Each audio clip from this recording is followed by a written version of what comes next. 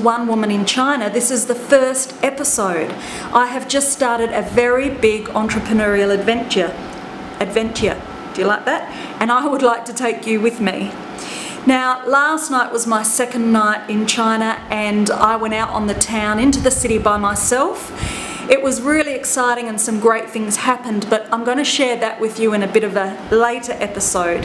I want to start at the beginning, and when I told people I was coming to China, the most asked question was, how do you get a visa? How difficult is it to get into the country or to stay in the country? And so that's what I want to cover in this episode 1. It's a bit of a dull background behind me. It's in the apartment that we're staying in Zhongshan, Cayenne, but it is so stupidly hot outside that I wasn't prepared to take the camera out there. So later on, when it cools down, maybe we'll do some shoot some videos outside. But today I think it's about 33 degrees and the humidity is in the stupid range. So it's inside today. So the information that I'm giving you today is relevant to Australian citizens entering China. If you're from anywhere else in the world, please check what's required from your country. But for us, we went into the China visa office and we took in a filled-in application form, passport, a spare passport type photo which they apply to your paper application, and obviously by then you've done your research and you know what you're trying to apply for. There are many different types of visas you can use to get into China, but the 4 main ones are tourist, business, private or family.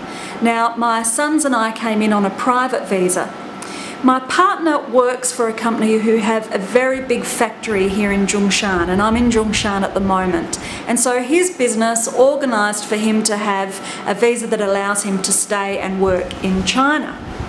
The complication with our family is that I couldn't utilise his visa because he and I aren't married. We're doing the whole living in sin thing. We have been for 15 years now. So I had to come in on an S1 type visa, which allows me to stay, or the visa is valid, I should say, for 6 months, and it's a double entry visa, which means I can only go in and out of the country twice in that 6 months. If I need to exit more than that twice, then I have to apply for a new visa. The situation was different for our sons though. They were able to get a visa that allows them to apply for residency here. So within 30 days of entering the country, they can apply for residency, and that allows them to stay here for as long as their father's working here and to study here. And they start school next week.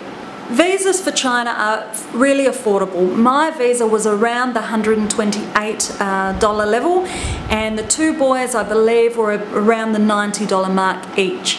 So it's fairly affordable, doesn't cost you much to get in.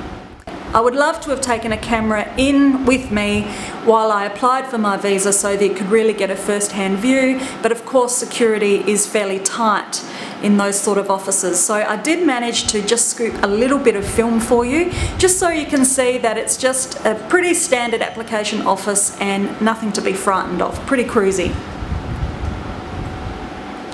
So when you get there, you have to hand over your passport, and if you're like me and you've travelled, handing over your passport to anybody can feel a little bit scary, but they only held it for 4 days, and then when I picked it up 4 days later, my new Chinese visa was inserted. I believe that there is an express option. You only have to pay, I think it's $20 or so, and they will process your visa application in about 2 days rather than 4, so you can certainly give that a try. So the process to get your visa is fairly simple. You fill out a registration form, you go in with your passport. Now, if you're applying for anything other than a tourist visa, you do need an invitation to visit China from somebody that's China-based. So for us, it meant that my partner Graham was able to write a letter inviting us to come and stay with him while he's working in China. Being Melbourne-based, the Chinese visa application office was in St Kilda Road. You may have to travel into a major city if you're not already in one. I believe you can apply online. It's just that we had questions about what sort of visa we could apply for, and it was easier to do it face to face. Some of the information that they ask on the application, all the obvious stuff of course, but also, do you have a criminal record? Are there any health issues to be concerned about? Your duration of stay, and again, if you're coming in as a tourist, you can expect that 30 days will be the maximum amount of time that they'll let you stay in China on that visa. Now, if it's a tourist visa that you're applying for, be aware that before you apply, you need to know your flight dates and where you're staying in China. They won't let you come in without telling them when you're coming in and out and where you'll be staying. So you need to have that information organised before you apply for your visa. Because I'll be doing business in China, I will eventually be applying for a business visa, but there's a lot of things I have to put in place before I can do that. When the time comes, I'll fill you in on that process as well. So I am well down the track of researching doing business in China. If you're not aware, I work in the music industry. My goal is to A, bring artists into China to tour and play, and B, also to set up live music venues in China. So come along for the ride with me. I'm sure it'll be a bumpy but enjoyable ride. I hope to see you on a future episode. I'm Anthea Palmer, and this is One Woman in China.